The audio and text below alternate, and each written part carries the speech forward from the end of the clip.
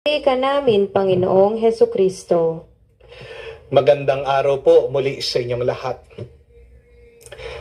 Mga kapatid, turo po ng ating katisismo, ng ating simbahan, ang bawat isa sa atin ay may guardian angel.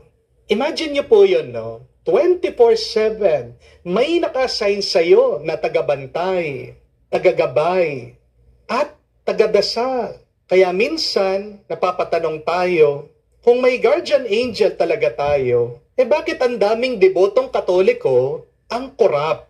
May nag-post nga po sa social media, sabi niya, si Saldico ay ex-seminarian. Dati daw po siya nagpapari. Si Curly Vizcaya ay dati daw pong sakristan mayor sa simbahan. At karamihan po ng mga nasa political dynasty ay tapos po sa mga exclusive Catholic schools.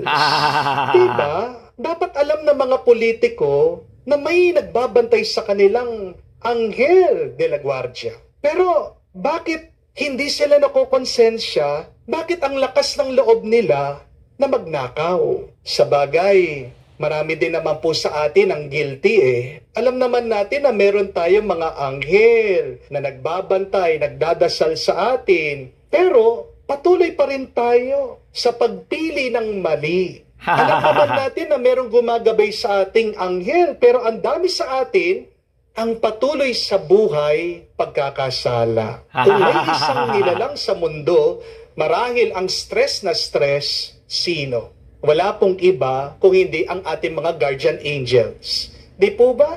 Minsan nga, sa mga pinagagawa nating mga kasalanan, pati ang demonyo nabibigla sa atin Di po ba? Kaya nga po, ngayong araw, magandang pagnilayan. Ano ba talagang trabaho ng mga guardian angels? At bakit ba, kahit na meron tayong mga anghel, pwede pa rin tayong magkasala? First, remember my dear friends, angels correct and guide, but they do not force you. Ayon po kay San Benaventura, isa po sa mga gawain ng mga guardian angels ay i-correct tayo, ang itama tayo. Kaya tandaan niyo po yan, the angel is a guide. It is not a dictator. Para pong yung Waze o yung Google Maps, nire-remind sa'yo, habang ikaw ay naglalakbay, turn left, turn right.